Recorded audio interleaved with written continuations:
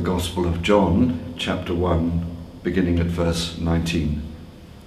This is the testimony given by John when the Jews sent priests and Levites from Jerusalem to ask him, "Who are you?" He confessed and did not deny it, but confessed, "I am not the Messiah." And they asked him, "What then? Are you Elijah?"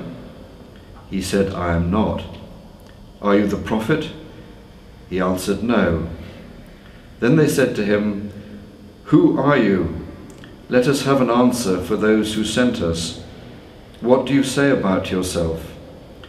He said, "I am the voice of one crying out in the wilderness, 'Make straight the way of the Lord,' as the prophet Isaiah said."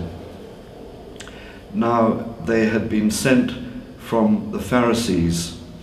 They asked him, "Why then are you baptizing if you are neither the Messiah, nor Elijah, nor the prophet?" John answered them, "I baptize with water. Among you stands one whom you do not know, the one who is coming after me. I am not worthy to untie the thong of his sandal." This took place in Bethany beyond the Jordan, where John was baptizing. Who are you? What a question. I wonder how we answer that one. Who are you? Asked of John the Baptist several times in that passage. Yes, this question of identity seems to be fundamental to what John is getting at here. And it's couched in a dialogue with the Pharisees, who keep asking pointed questions like, "Who are you? Who are you?"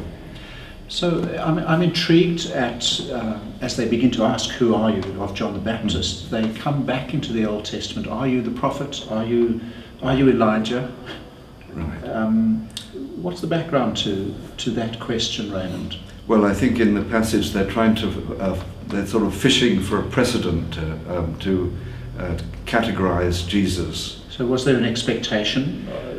There was an expectation that before the Messiah came, that there would be either the prophet that Moses talked about, or else Elijah, who was supposed to be the forerunner of the Messiah. So that stands for, Elijah in the sense then stands for a whole body of Old Testament work and literature and yes.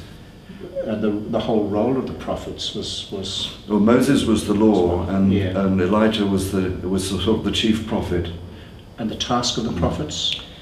The task of the prophets was always to call people back to covenant. Back to covenant. Covenant righteousness. Which is what we were talking about last week. And the covenant was what Moses laid down in the first place. Yeah. So it's coming back to basics. It's coming back to basics. But before you could have credibility in this situation, your identity had to be established.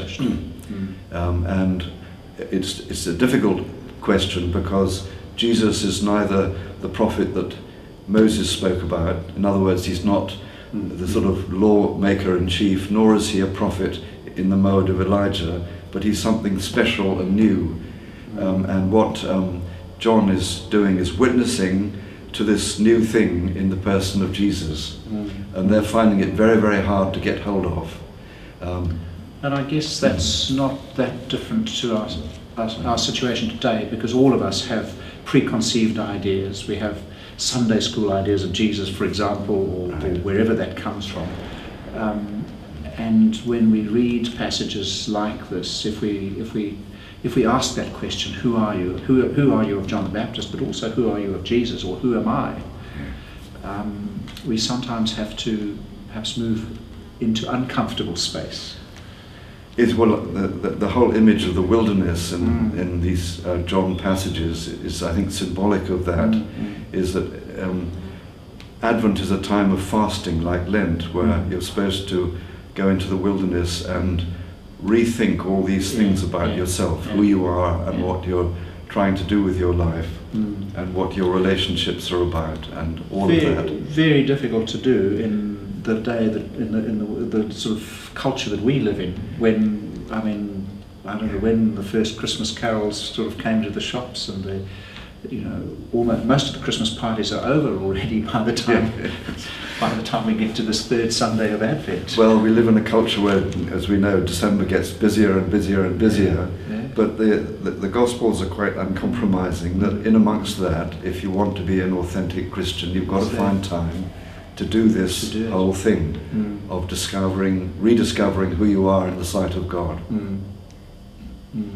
That there's no shortcut to that. You can't sort of read it off a Christmas card or something like that. It's got to be some work you do in your own heart.